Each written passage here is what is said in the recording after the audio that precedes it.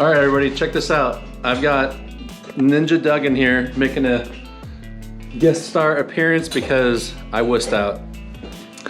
I got to a point where the videos I was watching was super misleading, making me think I could slap this all back together, and then the more you read, the more you find out all the stuff that you need to check, and all the clearances, all the sealing surfaces, and in all these videos that you watch, they don't check any of that crap. So it's not until you start reading and find out all the stuff you need to do to make a successful thing happen. So I called in Doug. Doug has a channel. I will definitely link it in this on the bottom part, but he is, I don't know, how long have you been working on these 4L80s for? Probably a little over 5 years. I got burned on a monster transmissions 4L80E.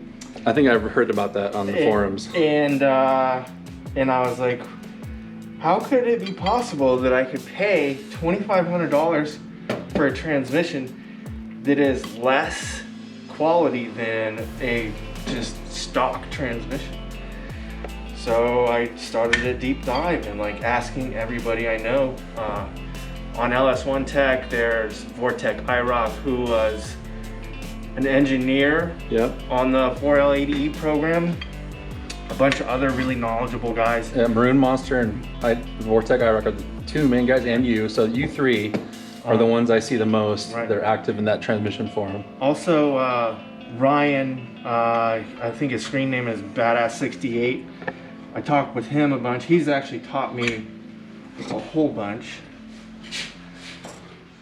And yeah, just started down the path of like figuring out what it is that makes a strong transmission really strong. And it turns out it's not so much the parts, but the tolerances when you go to assemble these. The clutch pack end play, the front and rear thrust end play. Which is what you don't see in all these videos. Like, I was a sucker for this. I looked for every 4L80 rebuild video I could find, and every single one of them, they're just literally slapping these things together from top to bottom in the matter of like 40 minutes and not checking any clearances, not checking the end play, which I think you should do a series on that, because I haven't found good videos on accurately checking end play and forward end play.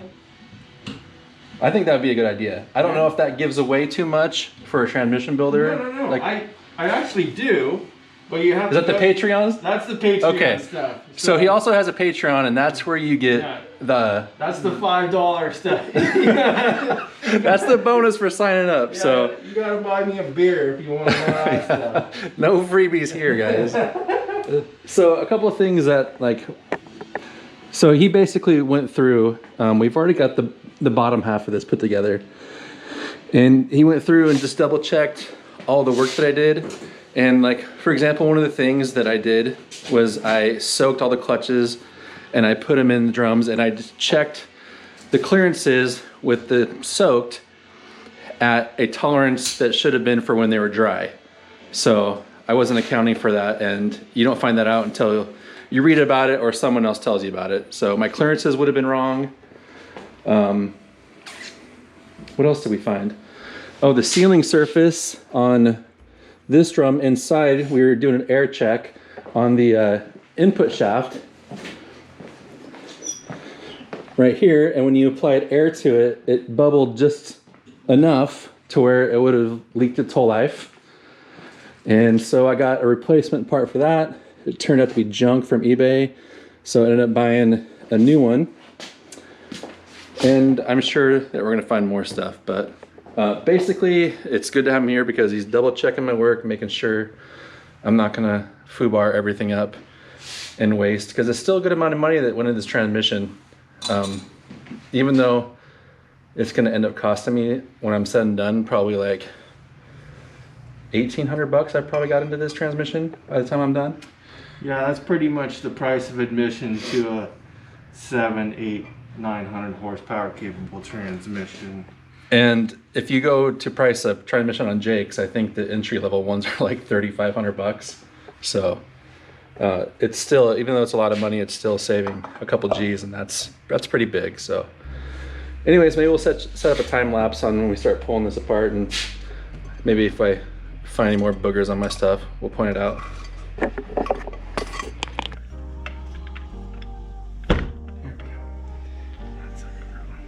Is it all of it? Yep, that's where she's supposed to be. That's fun to get to, but... I'm gonna hold it a second to put the compressors to hair closer. Yeah.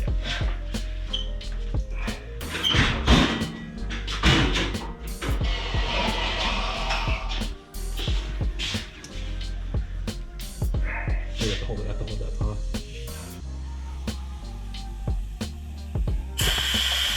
It's still bubbling.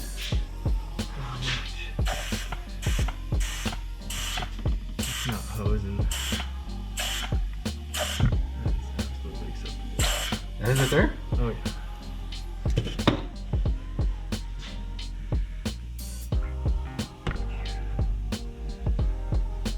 The other one was like... I thought there wasn't supposed to be anything coming through there. You get a little bit because it goes against this surface, which is where that... Those tough ones, those rings are right. Yeah, you know that drum that you have over Yeah, the there? machine drum. The machine Yeah. drum. This is what lubes that surface. So this is a drain back hole. So a little bit of wheat through there is okay. Oh, so the stuff coming through the drain hole was deceiving because Right.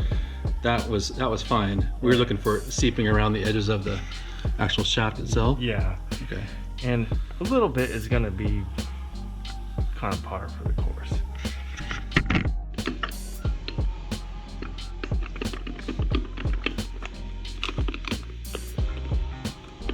Does it help if you sweet talk it? Come on, baby. You got this. I don't know, do you know any cuss words that are specific to like northern Michigan where these are made?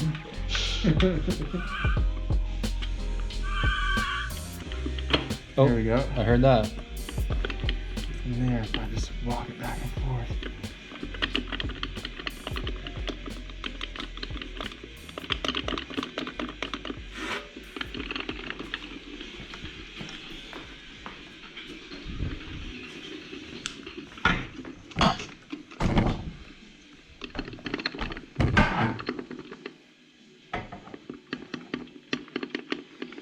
This is captivating television right here. Yeah, people love this. This is the part where I kind of zone out watching a video, and then it drops in, and I wonder how it happened, and then I go back and rewind. And then I'm like, wait, at what point did it go in there? What cuss word did he say that was secret? Oh, that was some satisfaction right there. Yeah, it felt pretty good. Let's see how it wobbles. Yeah, it feels centered up on that bearing. So when it wobbles, it's wobbling on the bearing. Yeah, when it wobbles on that center point, I feel pretty good. And then I check it from the input speed sensor hole. Oh, you guys are And I gonna want to listen be able that. to see the face. Oh, perfect.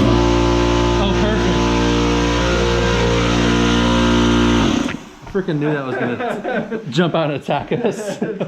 Like, it knows when you're filming. Yeah. It's like when I get random cars driving by or the neighbor turning on his lawnmower. So why, when they upgrade these for high horsepower, do they only offer this shaft as a high horsepower shaft, but not the tail shaft? Well, I've been told that the tail shaft can take like 3,000 horsepower in stock form, and when you get it out and look at it, it's No, that's crazy. It's beefy. yeah, it's a pretty large chunk of forged steel. And that's Was from- this always the weak point?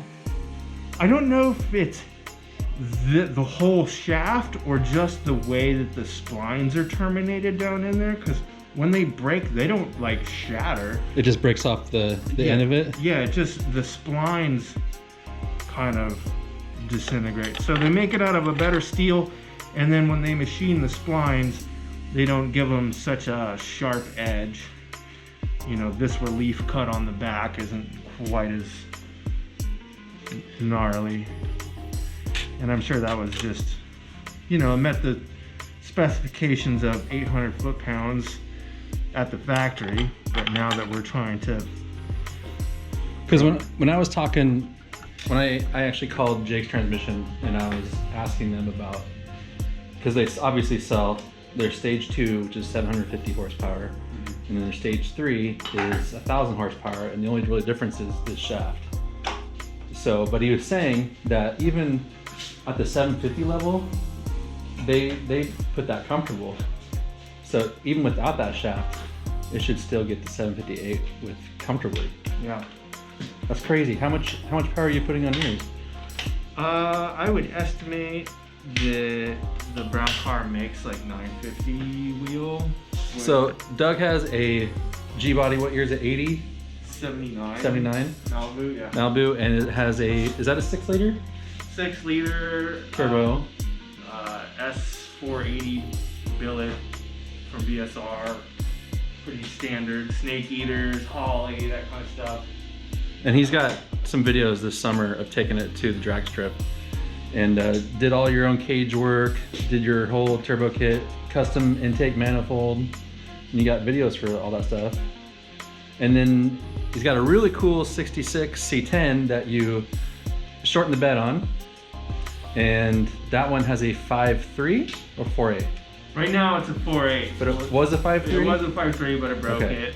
That's turboed also. Yeah. And you took that some serious trips. Like you drove up, there's a video where he drove up to Longview for that parts washer? No, not the parts washer, the freaking 20,000 pound mill. Oh, no, that was down in Roseburg. Okay, so yeah. Roseburg is, what's that, like a 4 or 5 hour drive? Yeah, it was a haul.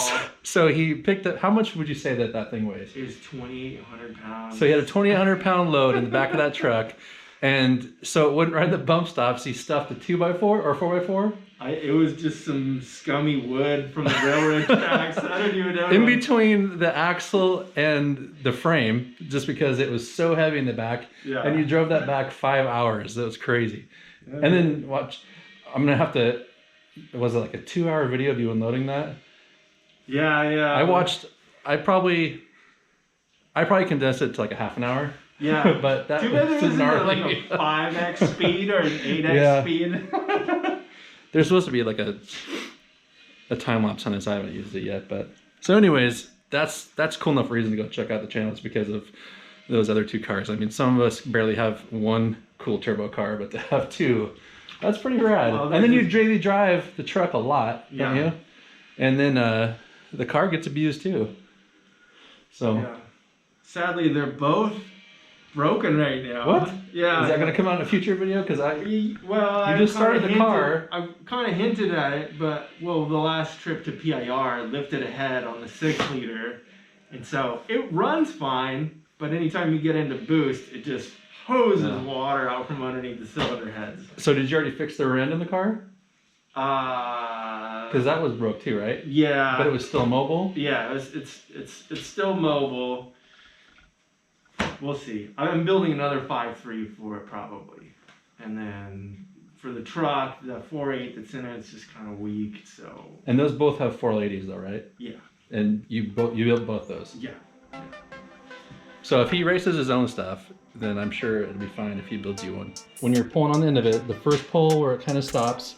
Yeah, you're coming up against about 5 or 6. Yeah, that is your snap ring movement. And which then, may vary if you have a thicker snap ring or a thinner one. Like a billet input shaft may have different groove cut into it. And then the rest of your front end play will all be front movement against the stator support. And this looks like we have just under 15, which is, I think, pretty ideal for our setup. So if you guys can see that, you just have to make sure and take the 5 off the total number, which is almost 20. So And then you said that you want that ideally 20's too loose, 10's too tight, 15's about right.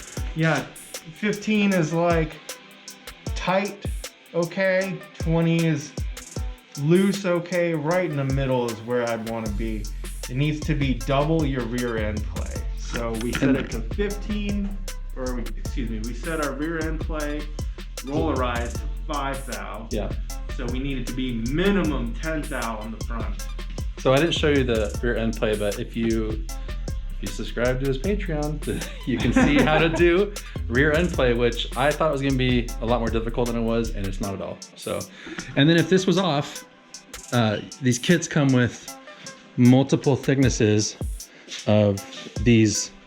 Are these just plastic, normal plastic? There's some sort of hard nylon, I think. Nylon maybe, okay. But these are all different thicknesses, and this is what you would use to change that up if it was out of spec, because these are all different thicknesses. So basically, the guts are put together. Yeah, your gear train is assembled. Now all we need to do is to check rear servo travel and adjust the pin length for which that. is this fellow and that fellow. Yep. And Which again, that was another thing that scared me. I had no idea how that works, so I'm gonna find out. Okay, Doug's packing up, but we got all the technical hard stuff done. All buttoned up back here. And he's taking all his Playdate toys with him. All right, everybody say goodbye to Doug. He did his work. He saved me from utter disaster. How many miles do you think I would have got? 100, 200? you would have been okay. There was a couple things that were iffy, but these things are beasts. They'll handle a lot of abuse, even if you fail a couple times on it, and maybe, who knows? Failure is the best. Experience for learning. Right? Did you torque this one? You torqued that one. 32 foot-pounds. Yeah, you torqued that one. Remember the torque? You picked up the torque wrench, you're like, hey, it's already at 32 Oh, foot-pounds. that's right. That's right. So Excellent. he's got a bunch of extra parts with him because he will use them on future transmissions. Oh, yeah. And that's it. Check his channel out because he's a huge help, and he is always willing to help anybody else. So just because I wussed out doesn't mean you have to wuss out. So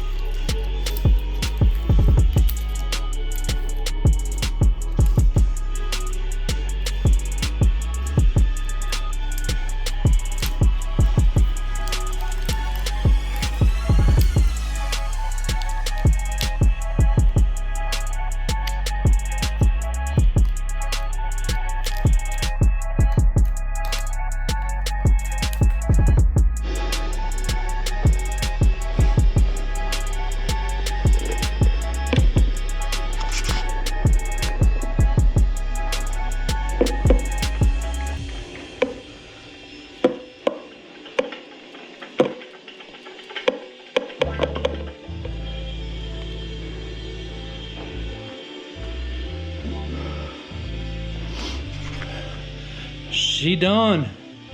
She done, boys. Not gonna worry about the tail shaft housing right now.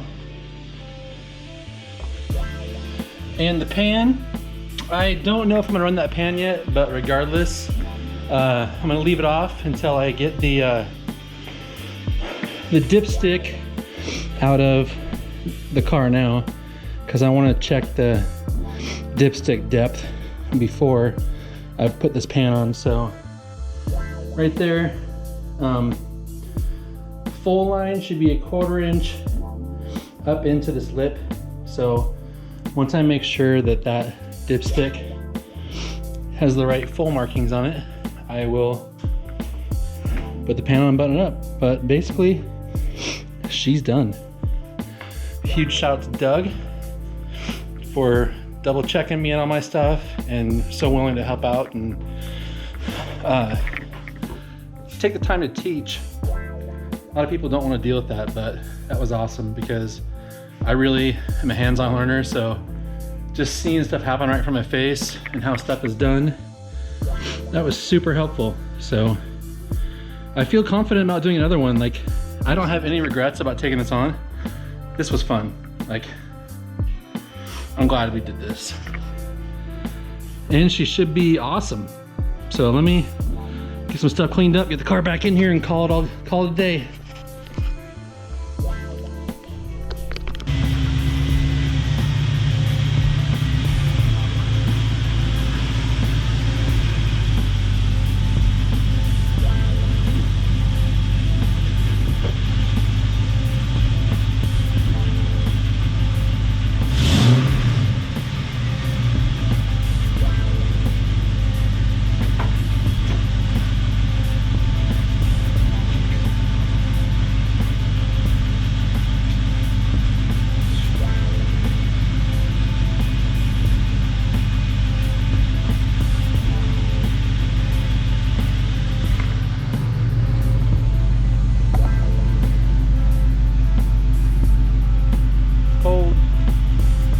Car doesn't like being wet like this. I've got water on my floorboards over there from sitting out. Look how clean it is.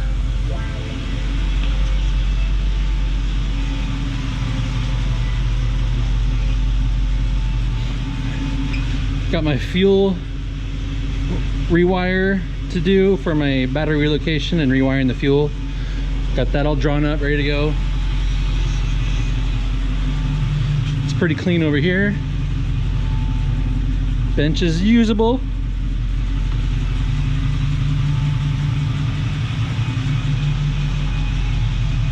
Anyways, let's shut this off.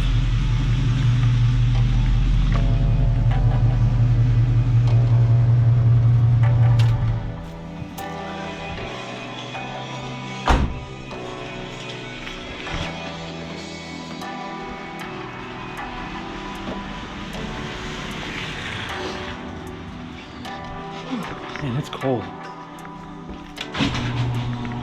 Oh, better come over here and make sure I'm in the clear. Oh gosh. Oh, you see that? It touched by like a little lip. Anyways, I got a lot of cool stuff, guys. I got stuff over in those boxes. This car is gonna be basically getting a swap redo, and I'm excited. It's gonna be a lot of work. First things first is I'm gonna put the transmission in. Just waiting on my converter to get here. I'll show you that when it gets here. Need my converter here, and then I can swap transmissions, and then I want to be able to drive the car with the transmission, with this engine, make sure everything works, and if everything's all good, then the motor comes out. So I don't want to do those both at the same time. I don't want to compound problems if there's problems with one or the other. This way I can kind of narrow it down, make sure it works, put it in. Then if anything goes wrong, I know it's that. So anyways, lots more coming up. I'm gonna give you an update of all the parts I got, but it's piling up. Lots of good stuff. I've been slacking, but trying to get more use out of that heater in here.